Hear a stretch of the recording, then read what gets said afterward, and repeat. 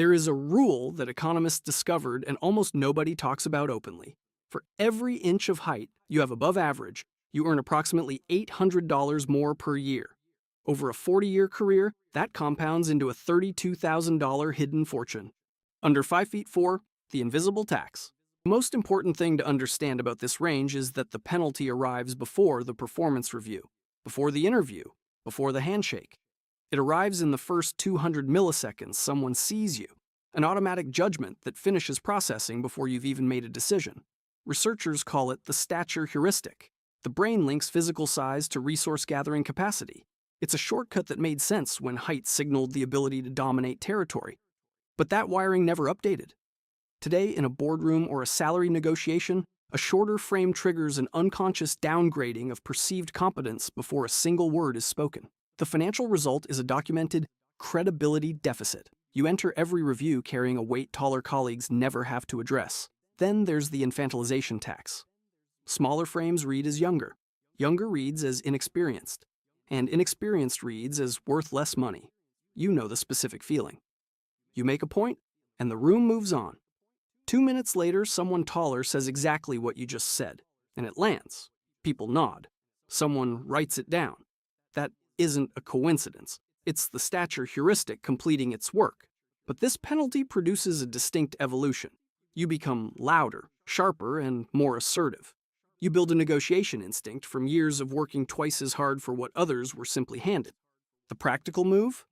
Aim for the chest voice, the lower resonance that humans associate with physical mass. By lowering your pitch by just 10%, you can actually override the stature heuristic before the 200 millisecond window closes. Now move the dial up a few inches. The penalty gets subtler. 5 feet 4 to 5 feet 8. The ceiling nobody named. This is the range where the financial disadvantage is almost impossible to name, which is exactly what makes it so persistent. You're not short enough for the penalty to be obvious, but you're not tall enough to trigger the automatic authority signals the brain assigns to above-average frames. Instead, you face a credibility threshold that only activates in high-stakes moments. The salary review, the promotion talk, or the room where a leader is deciding who carries a new initiative. You know the specific feeling. You're at a standing networking event, mid-sentence, and someone talks over you to address the taller person beside you. Not rudely, not intentionally, but the conversation rerouted itself around you like water finding an easier path. You finished your sentence to no one in particular, and spent the rest of the evening recalibrating. This is the stature heuristic running in silent mode. It explains the documented underrepresentation of this range in the C-suite. Decision-makers can't articulate why a taller candidate felt more like leadership material. The authority shortcut simply didn't activate for you. One thing that shifts the calculation? In this range, positioning is not a comfort choice. It's a financial strategy. First, master the table. People at the center of a conference table are interrupted less and credited more accurately. Second, build the visible record. In this bracket, raises correlate with documented output more than in taller ranges. Make your work undeniable on paper before you ever have to argue for it in a room. Cross the average line, however, and the game changes. Not in how much effort you put in, but in how much the room requires of you before it decides to trust you. 5 feet 9 to 5 feet 11. The advantaged middle and its quiet trap. You're sitting at the financial optimum. The $800 per inch advantage is working in your favor, and labor economists point to this range as the zone of baseline social efficiency. You face the fewest structural headwinds of anyone on the spectrum. The quiet trap here is that the advantage feels uncomplicated. You walk into a room and nobody recalibrates. The conversation doesn't reroute around you. People engage with your ideas at face value. What you don't feel is the constant low-level friction other ranges navigate as a baseline. But there is a secondary mechanism that compounds the $800 per inch rule, the financial halo. In psychology, the halo effect is a cognitive bias where our overall impression of a person influences how we feel and think about their character. At this range, you aren't just benefiting from height. You're benefiting from a baseline of trust. Studies show that taller individuals are consistently rated as more persuasive and more pro-social than shorter peers, even when delivering the exact same data. In a high-stakes pitch or performance review, this creates a persuasion premium. You don't have to spend the first 5 minutes of a meeting proving you belong there. The room has already granted you that permission. This isn't just about being liked, it's about the speed of transaction. When trust is the default, deals close faster and raises are approved with less friction. This social lubricant is the invisible engine behind the height-wealth correlation. But an advantage you can't feel is an advantage you can't leverage. When authority is assigned to you by default, the expectations rise invisibly.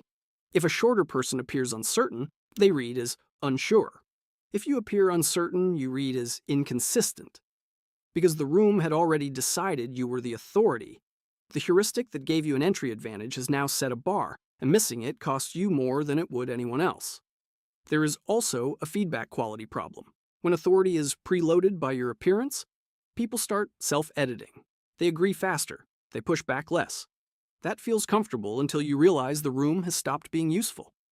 The compounding cost of bad decisions that never got challenged is a financial hit you'll only see years later. The strategy? Treat your default credibility as a platform, not an outcome. Actively seek out the 1 or 2 people in your office who still disagree with you directly. They are providing a service the rest of the room is now too respectful to give you. Go a few inches further, and the advantage sharpens. But so does the edge it comes with. 6 feet to 6 feet 2, the pedestal problem. The CEO statistics are staggering. While only 14.5% of men reach 6 feet, nearly 60% of Fortune 500 CEOs hit that mark. In this range, the financial case for height peaks. The stature heuristic is at full intensity. Authority is assigned before you've earned it.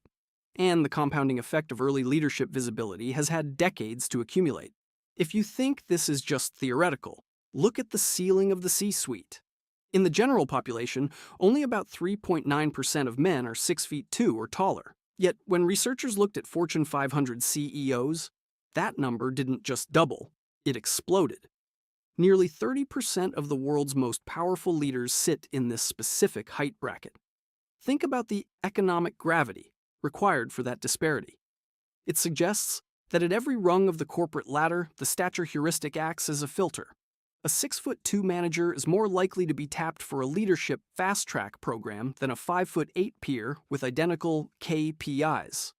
Over a 20-year career, those taps on the shoulder create a divergence in social capital that eventually shows up as a massive gap in net worth.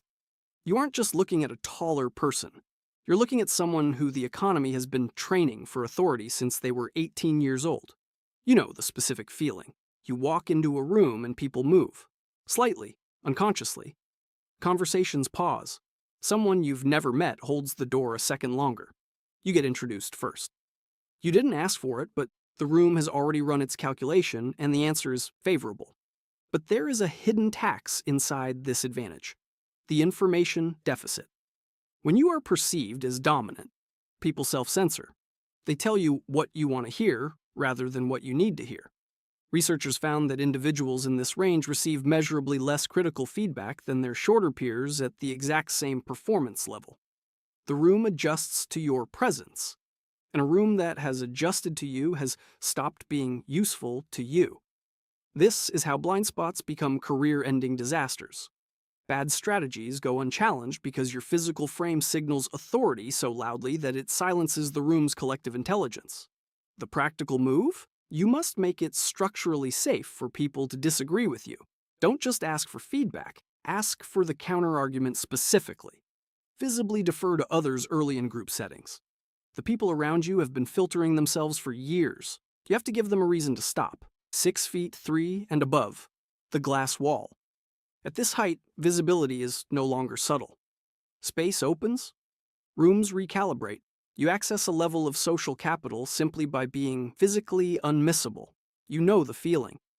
You walk into a meeting as a participant, not the lead, not the host, and yet the room orients toward you. Someone slides you the agenda. Someone else glances over when the conversation stalls. The unspoken expectation is settled. You're the tallest person here, so you must be in charge. You didn't ask for the meeting, but you're now running it. But here is the glass wall, the threat response. When a frame triggers a subconscious threat response, people don't just defer, they guard. They speak carefully. The social information you receive is permanently filtered through their caution, and that filter is invisible to you. You learn to laugh first, to ask more than you answer, and to literally make yourself smaller in your chair. You don't do this because you're humble. You do it because genuine collaboration requires extra engineering at your height. There is also a magnification effect. High visibility accelerates early promotions, but it also makes your errors unmissable. A moment of hesitation that would fade into the background for anyone else becomes a notable event for you. The pedestal is taller here, and the drop is longer. The strategy? Build explicit truth structures. Don't trust the feedback people offer automatically. That version has been softened. Seek the feedback that only reaches you when you've created the conditions for honesty. The $800 per inch rule is real. The stature heuristic is real. But the data also shows something hopeful. These financial outcomes are strongest at the start of a relationship. The heuristic dominates when there is no other information. It loses its power once your track record becomes loud enough to compete with it. The game is tilted at the entry point. After that, it is yours to play. Your height wrote the first sentence of every room you've ever walked into. What you do in the seconds before the room settles on its judgment determines whether that sentence becomes the whole story or just the opening line. And if you want more, check out the next video on the screen.